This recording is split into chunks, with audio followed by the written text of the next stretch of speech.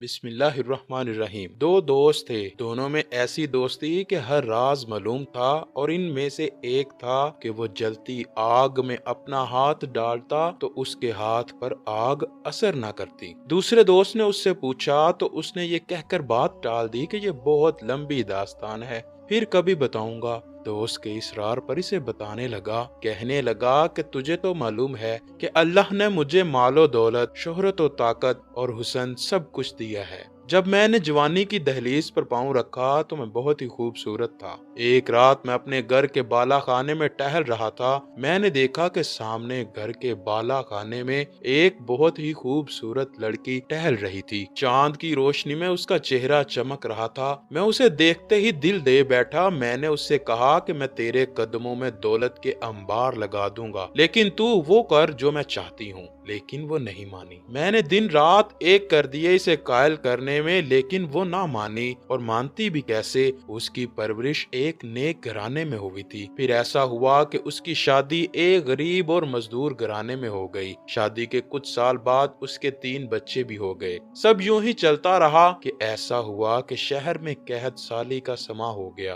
गरीब अनाज को तरसने लगे। मेरे वालिद ने मुझसे कहा कि तू ऐसा कर के अनाज गरीबों में तकसीम कर दे। मैंने अपने नौकरों को लिया और अनाज तकसीम करने लगा। मैंने देखा कि वो लड़की भी कतार में अनाज लेने की गर्ज से खड़ी है। मैंने उसके कदो कामत से उसे पहचान लिया। अपने नौकरों को काम जारी रखने का इशारा करके मैं एक तरफ गया और उस लड़की को अपने कमराए खास में बुलाया। वो लड़की आई तो मैंने पूछा कि तू यहाँ क्या करती है। कहने लगी, कहत के आलम में गरीब अमीरों के दर पर भीख मांगने आते हैं। मैं भी इसी घर से यहाँ हूँ। मेरे बच्चे भूखे हैं, खुदारा रहम कर और मेरे बच्चों के लिए कुछ अनाज दे दे। मैंने इसे कहा, तू मेरी ख्वाहिश पूरी कर, मैं तेरे कदमों में अनाज के अंबार लगा दूंगा। मैंने उसे जना का पैगाम दिया। उसने इनकार किया और पलट गई। फिर भूखे बच्चों का ख्याल आया तो वापस पलटी और कहने लगी, खुदारा रहम कर, तुझे अल्लाह ने बहुत दिया है, अल्लाह का खौफ कर और मेरी मदद कर, मेरे बच्चे भूखे हैं। मैंने फिर से कहा,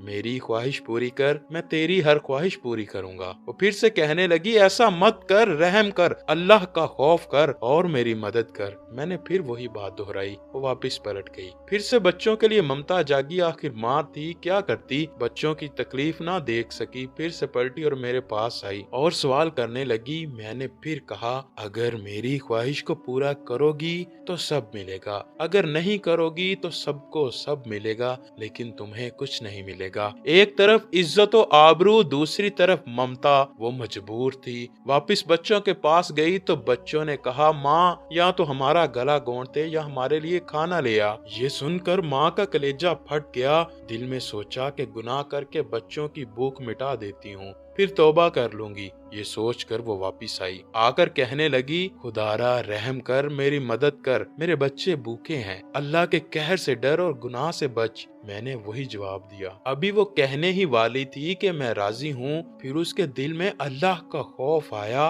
और वो अल्लाह के इस हुक्म को सोचकर फिर रुक गई। जिसने अल्लाह के खौफ से गुनाह से किनारा किया तो उसका रिज्क ऐसे जराए से आएगा कि उसके वहमो गमा भी ना होगा। इसने सोचा कि जरूरी तो नहीं कि इंसान भूख से मर जाए, खाना खाकर भी इंसान मर सकता है। कहने लगी, मैं बच्चों को तड़प तड़प कर मरता देख सकती हूँ, लेकिन मैं अपनी इज्जत और आबरू नहीं गंवा सकती। ये कहकर वो वापस हो गई। घर गई, बच्चों को खाने का दिलासा देकर मुसल्ले पर सर सजदे में रख दिया। ज़ारो कतार रोने लगी और फरियाद करने लगी, ऐ मालिक, मैं तेरे खौफ से गुनाह से बच आई, अब तू ही मेरे हाल पर रहम फरमा, मेरे बच्चों के लिए रिज़्क अता फरमा। इतना कहना था कि दरवाजे पर दस्तक हुई। दरवाजा खोल के देखा तो वही नौजवान खड़ा था और उसके साथ और भी नौकर थे। गरज कर बोली कि आखिर अब तू क्या चाहता है, चला क्यों नहीं जाता यहाँ से। मैंने कहा, बहन, मेरा दिल बदल गया है, मुझे माफ कर दे। अगर तू गरीब होकर अपने रब से इतना डरती है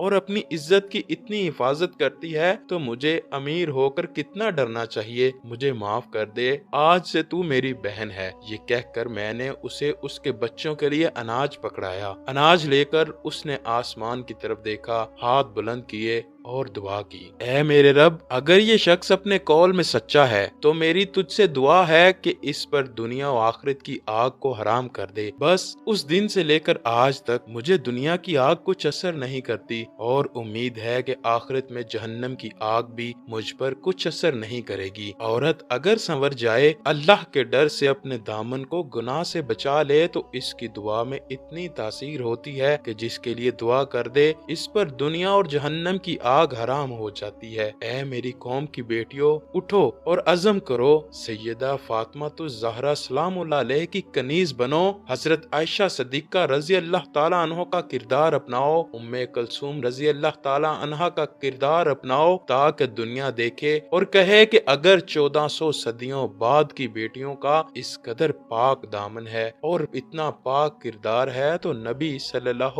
علیہ وآلہ وسلم کی ازواج اور بیٹیوں کا کیا عالم ہوگا۔ اللہ سے دعا ہے کہ وہ ہمیں نیک اعمال کرنے کی توفیق عطا فرمائے۔ ویڈیو اچھی لگی ہو تو شیئر کرنا مت بھولیے گا۔